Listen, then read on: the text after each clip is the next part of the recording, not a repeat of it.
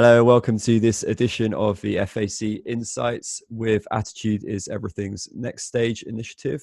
My name is Richard Legate, and we're meeting a series of artists that we're connected with, and I'm with Kelli Blanchett. Hey, Kelli.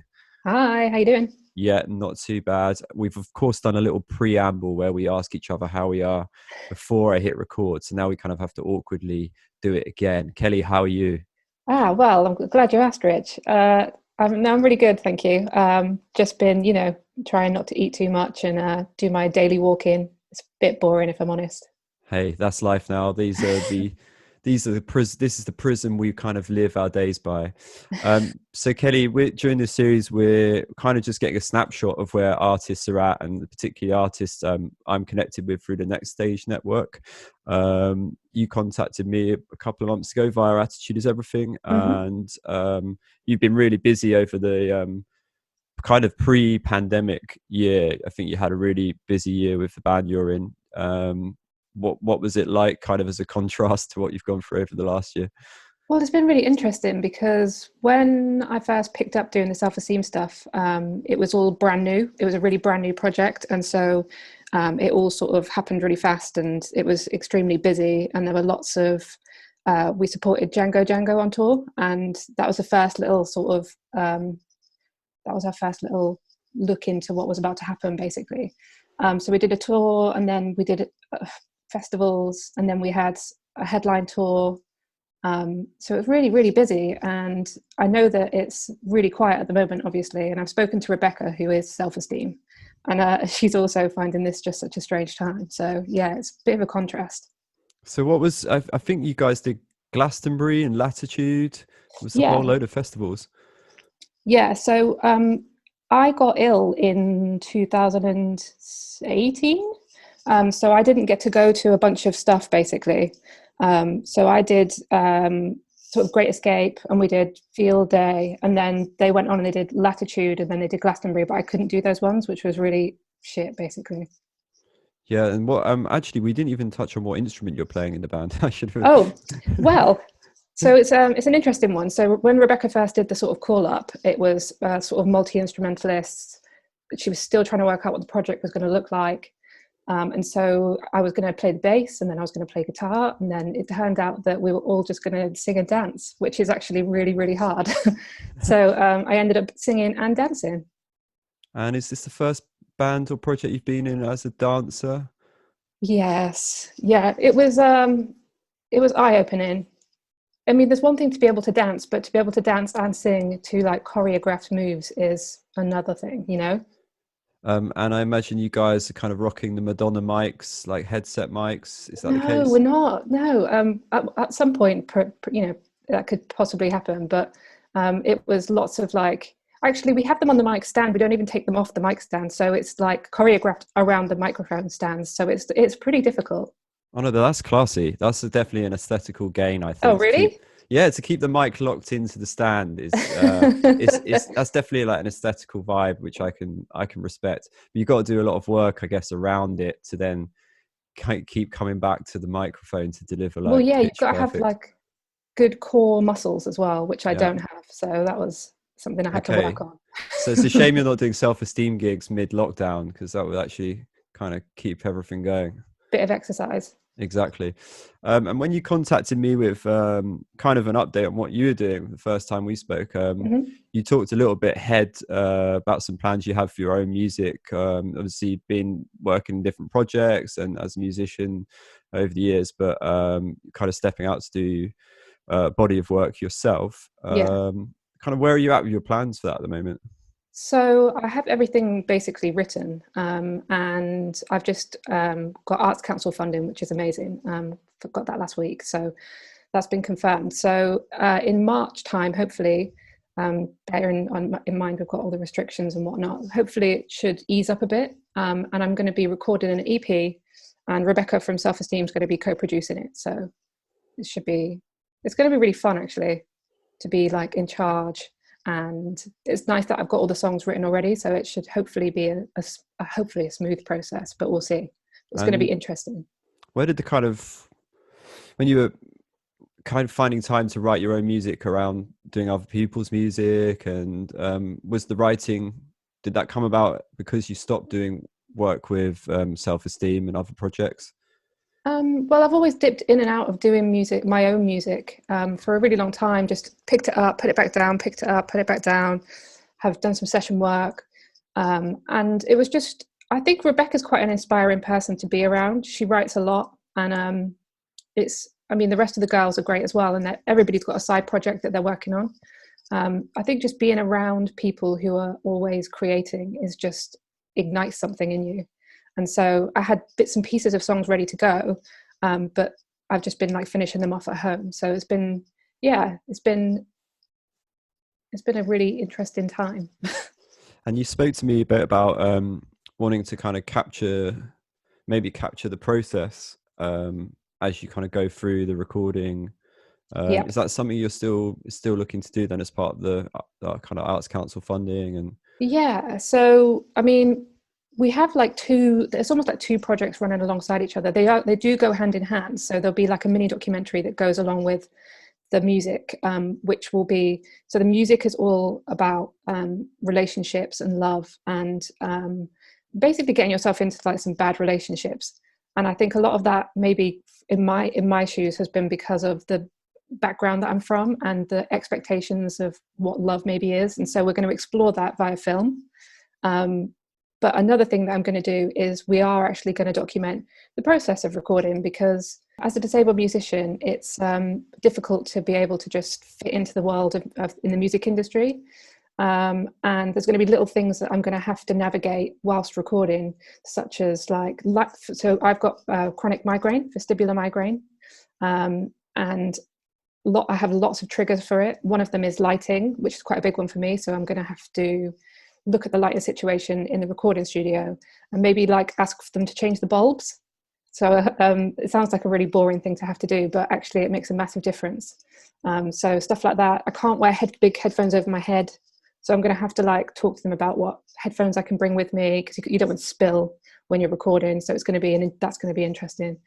And stuff like lugging the kit around, I can't really do that anymore either. So just navigating loads of little things like that, even a full day of like singing and having the guitar on you with the strap, all of my neck is quite a bad trigger for me. So just having a guitar on can trigger my migraines. So it's going to be a different way of working. And I'd like to document that. yeah, and it will be probably for those you work with as well, probably like an introduction to like learning to adapt, and like you do kind of guess with all musicians anyway, there's like everyone has things they need to be most comfortable.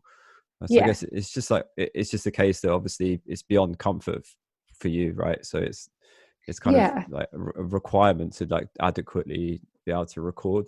Yeah. And like, I think when you're a session musician, although like Rebecca sees us as more than just like a session musician, ultimately that's sort of what we do. You have to take orders, obviously, as draconian as that sounds. But in this role, I'm going to have to like advocate for myself, which is going to be new for me as well. To be like, whoa, okay, I can't do that. Can we try this? So that's going to be a new way of working. So yeah, it's going to be. It's definitely more than just like a comfort thing. It can stop if it goes wrong on day 1 or 2, it can wipe me out for day 3 or 4. So I'm going to have to make sure that I'm, vocal about when things aren't working properly. Yeah, I mean, a lot of the artists that we connect with via Next Stage, yeah, a lot of it's about like the longevity of your working week, and like if it's a tour or something like that, however hard you have to work on day 1 or day 2 is going to take a Yeah, hit out of the remaining time. With yeah, that absolutely. with that in mind, like, have you thought about maybe you've not thought, but dreamt about a future where you may be able to go out and play these songs when the live music industry like finally is able to open up again? Have you thought about what that might be like? Any kind of like excitement for that? Yeah, definitely. It feels like so alien at the moment, and I can't imagine a world where that exists again. But there are these little dreamy, things going on in my head where I'm just thinking, in my head, it doesn't have to be like huge. In my head, I can see how the gig is going to be, and it's going to be like low lighting. It's going to be like ample room for people, some seating for people. Like, it's something I've thought about quite a bit, because it's another project that I wanted to work on after I finished the EP, which is accessible gigs. And I know that's what you guys do, but for stuff like migraine, it's maybe stuff that you wouldn't imagine. And it is stuff like the lighting, and it is stuff like the how many decibels there are, because you get really bad tinnitus with stuff like migraine. So yeah, I think there's some venues out there that I could definitely speak to, partner up with, talk about these things, because they're not crazy hard things to change. A bit of lighting and just making sure that you're not playing too loud. I mean, even that would be amazing for migraine sufferers.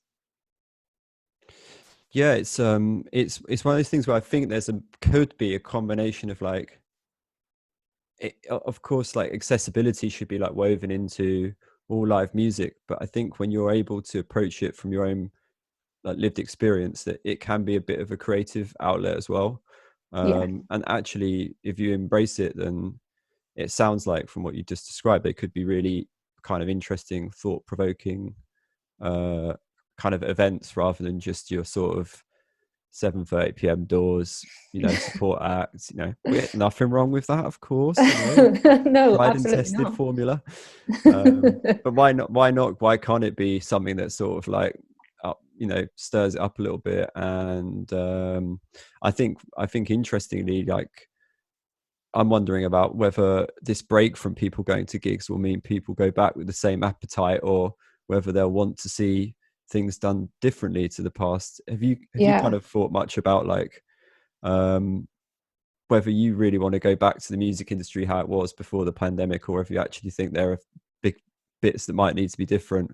Well, it would be great to think that this time out has given people pause to think, like, things, when something like this happens, people have to stop and they have to think about, well, was this working? How do we change it?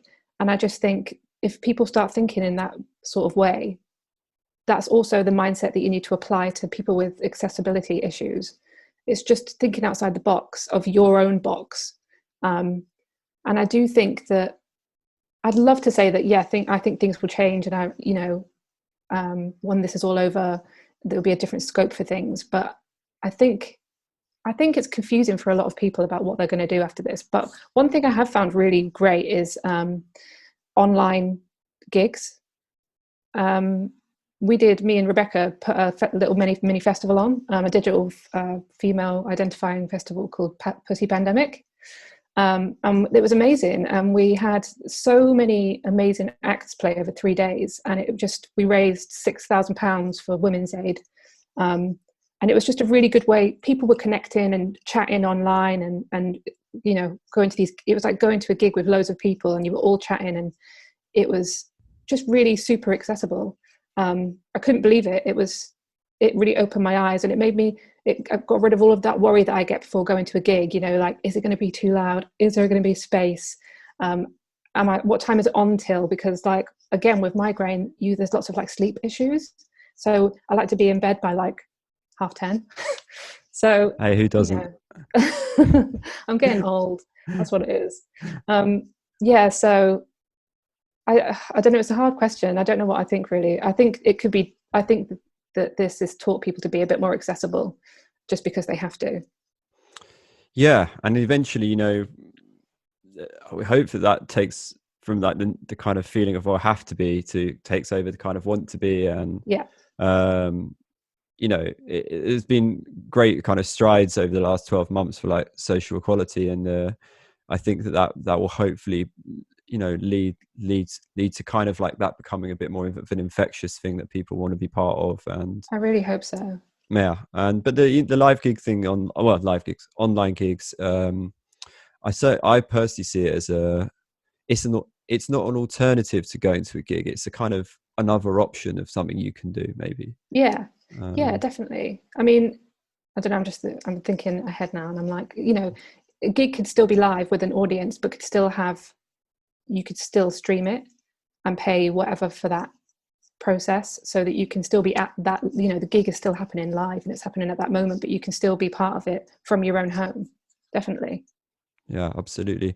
Well, I did say we would keep this short, so we kind of come to our. It feel like really quick, but Yeah, that's super good. quick. Super quick, but that's cool. That's cool. All killer, no filler. And Kelly, will you be able to reveal like the name of your? Have you got a name for your solo project? I'm just going to go into my own name. It's either Fine. going to be Kelly Blanchett or it's going to be Kelly Jane Blanchett, and I'm still deciding between the two.